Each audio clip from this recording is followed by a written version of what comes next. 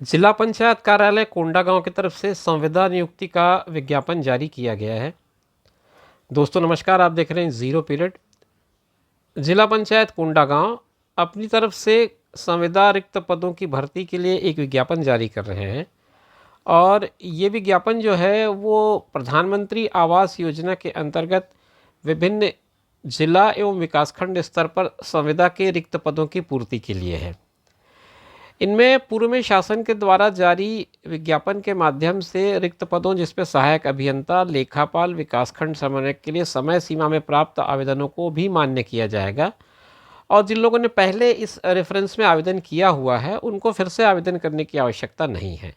कहने का मतलब ये विज्ञापन पहले प्रकाशित किया जा चुका है और उसके बाद उसे निरस्त कर दिया गया था। ये विज्ञापन 20/9/2024 के द्वारा रिक्त पदों को अपरिहार्य कारणों से निरस्त किया गया है, ये लिखा हुआ है इसमें। तो अब हम नए सिरे से इसको देखते हैं और इसमें क्या क्या बातें हैं वर्तमान की स्थिति में, जो आज 25/9 की डेट पर यह विज्ञापन जारी किया गया है, तब इसकी क्या स्थिति बनती है इसको समझने का प्रयास करते हैं। वीडियो में बने रहिएगा। जो पद हैं वो कुछ इस तरह से हैं। पहले सहायक अभियंता है जिसमें कुल पद 1 हैं और ये अनारक्षित है, मुक्त पद है। दूसरा पद लेखापाल का है, वो भी एकमात्र पद है और वो भी अनारक्षित मुक्त है। तीसरा पद जो है वो है विकासखंड समन्वयक का, इसके 3 पद हैं जिनमें से एक ओबीसी के लिए है और 2 पद अनुसूचित जाति यानी कि एससी के लिए है। तो कुल मिलाकर के 3 पद इस पे बनते हैं। चौथा जो बिंदु है वो डाटा एंट्री ऑपरेटर का है जिसपे एकमात्र पद है और वो एकमात्र पद अनुसूचित जनजाति के लिए आरक्षित है, अनुसूचित जनजाति मुक्त। और पिछला जो मैंने आपसे कहा विकासखंड समन्वयक, वो भी अनुसूचित जनजाति मुक्त का था। क्षमा करें, मैंने उसे अनुसूचित जाति पढ़ा था, तो इस त्रुटि को सुधार लेंगे। फिर उसके बाद हम देखेंगे टोटल 6 पद बनते हैं। इन 6 पदों के लिए विज्ञापन जारी किया गया है और इसके वेतनमान के बारे में बात करूं तो सहायक अभियंता जो जिला स्तर पर है उसका 51,780 51,780 रुपीज़ बताया गया है। L12 का मैट्रिक्स है इस पे। इसके लिए शैक्षणिक योग्यता का अगर सेक्शन देखूं मैं तो इसमें 60% मार्क्स लेकर के बीई या बीटेक होना ज़रूरी है और 3 वर्ष का शासकीय या फिर गैर शासकीय कार्यालय के अंतर्गत विभिन्न योजनाओं में क्रियान्वयन का कार्य अनुभव मांगा गया है। सिलेक्शन का जो प्रोसेस होगा उसमें 20 अंक जो हैं वो हायर सेकेंडरी का होगा, 30 अंक जो है शैक्षणिक योग्यता में प्राप्त प्रतिशत पर 100 अंकों का वेटेज देते हुए अनिवार्य शैक्षणिक योग्यता मतलब कि आपके ग्रेजुएशन को लेकर के है, और 20% अगर कोई शासकीय कार्य का अनुभव है आपके पास तो उसका वेटेज है। इसमें हर साल के लिए 4 अंक हैं। अगर 5 साल आपने किया है तो आपको 20 अंक पूरे मिलेंगे और अगर आपने उससे भी ज़्यादा किया हो तो भी अधिकतम 20 अंक का ही प्रोविज़न इसमें होगा। कंप्यूटर परीक्षा पर 100 अंकों का वेटेज का देते हुए 20% होगा और साक्षात्कार पे 10 अंक होगा। तो इस तरह से ये 100 अंक आपके बटे होंगे। प्राथमिकता इसमें एमई या एमटेक के सिविल के जो कैंडिडेट होंगे उनको दी जाएगी और कार्य अनुभव वालों को प्राथमिकता मिलेगी। अगर आपने शासकीय कार्य किए हैं कहीं पर कोई कॉन्ट्रैक्ट बेसिस पे तो फिर आपको ये प्रायोरिटी मिल जाएगी। लेखापाल का जो पद है उसमें L6 का मैट्रिक्स आपको मिल रहा है। L6 के मैट्रिक्स में 23,350 रुपये की सैलरी होगी आपकी और मान्यता प्राप्त यूनिवर्सिटी से आपको कॉमर्स में उत्तीर्ण होना ज़रूरी है द्वितीय श्रेणी में। और फिर अगर आपके पास सरकारी या फिर गैर सरकारी संगठन में लेखा कार्य यानी अकाउंटिंग का एक्सपीरियंस है तो 2 साल का मिनिमम एक्सपीरियंस ज़रूरी है। किसी प्रकार की स्वैच्छिक सेवा का प्रमाण पत्र अनुभव के रूप में मान्य नहीं किया जाएगा। टैली और MS एक्सेल के क्षेत्र में अनुभव को प्राथमिकता या वरीयता दी जाएगी। इसका जो सिलेक्शन क्राइटेरिया है उसमें मार्किंग स्कीम कुछ इस तरह से बताई गई है। हायर सेकेंडरी के जो अंक होंगे उसके 30% आपको मिलेंगे। अनिवार्य शैक्षणिक योग्यता मतलब कि बीकॉम का 30% हो जाएगा और अगर शासकीय कार्य पर अनुभव है आपका तो उसका 20% होगा और कंप्यूटर का जो स्किल टेस्ट आपसे लिया जाएगा उसका 20% होगा।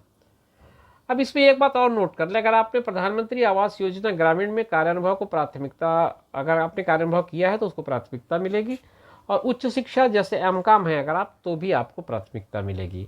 ये बातें शैक्षणिक अर्हता लेखापाल के लिए बताई गई हैं।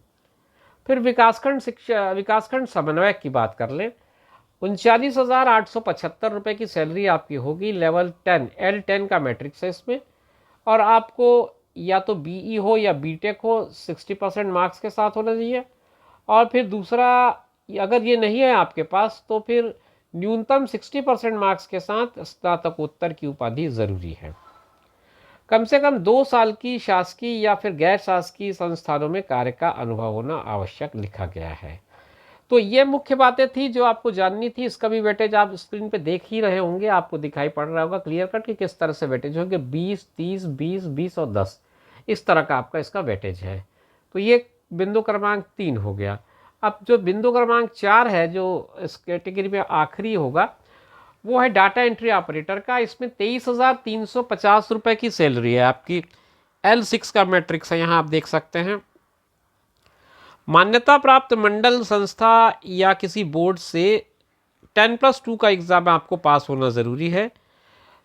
किसी भी विषय में 3 साल का डिप्लोमा उत्तीर्ण होना ज़रूरी है, और डाटा एंट्री ऑपरेटर का 1 वर्ष का डिप्लोमा होना चाहिए, और हिंदी और अंग्रेज़ी में 8,000 की डिप्रेशन पर आवर की स्पीड होनी ज़रूरी है। इसके भी वेटेज 30, 20, 20, 20 पर डिवाइडेड हैं। आप खुद देख सकते हैं स्क्रीन पर किस तरह से इसके वेटेज को समझाया गया है। आवेदन जमा करने की अंतिम तिथि 10 अक्टूबर है। शाम 5:30 बजे तक आपको कार्यालय के पते पर भेजना है। केवल रजिस्टर्ड डाक या स्पीड पोस्ट से ही भेजिए, अन्य किसी तरीके से भेजने का प्रयास न करें, अन्यथा आपका आवेदन निरस्त मान लिया जाएगा।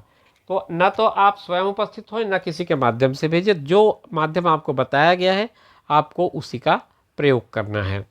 21 साल न्यूनतम है, अधिकतम 35 साल है आपके एज की। अभी जो इस विज्ञापन में आवेदन करने की जो लिमिट बताई गई है वो।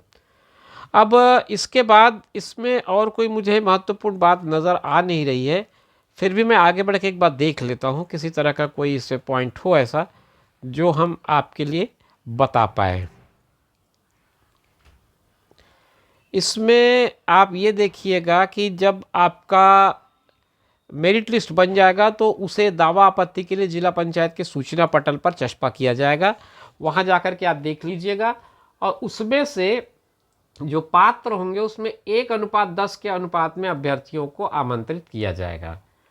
सर्वोच्च अंक अर्जित करने वाले आवेदकों को नियुक्ति दी जाएगी। 5 आवेदकों का प्रतीक्षा सूची बनाया जाएगा, ताकि भविष्य में पद रिक्त रहते हैं तो उन्हें प्रतीक्षा सूची से भरा जा सके। तो ये सारी चीज़ें तो हो गई आज के इस विज्ञापन में। जो रिक्रूटमेंट हमने आपके साथ डिस्कस करनी थी वो कर ली। उम्मीद करता हूँ कि आपको ये वीडियो पसंद आया होगा। मैं आपको चाहूँ तो एक काम और कर देता हूँ ताकि आपके लिए आसानी हो जाए। आपको मैं उस विज्ञापन में आवेदन का एक प्रोफार्मा है वो मैं आपको दिखा देता हूँ। ये फॉर्मेट है, इसी में आपको भेजना है। इस पर जो जो जानकारी लिखी गई है वो सारी जानकारी आपको बतानी है, और बता करके फिर आपको इस पर फॉर्म को भर के उसके साथ अटैच करके सारे डॉक्यूमेंट्स को बाई पोस्ट, रजिस्टर्ड या फिर स्पीड पोस्ट से भेज देना है। अब मेरा ख्याल है कि आपको चीज़ें क्लियर हो गई होंगी। फिर मिलेंगे नए वीडियो में नई जानकारी के साथ। तब तक के लिए दीजिए इजाज़त। नमस्कार।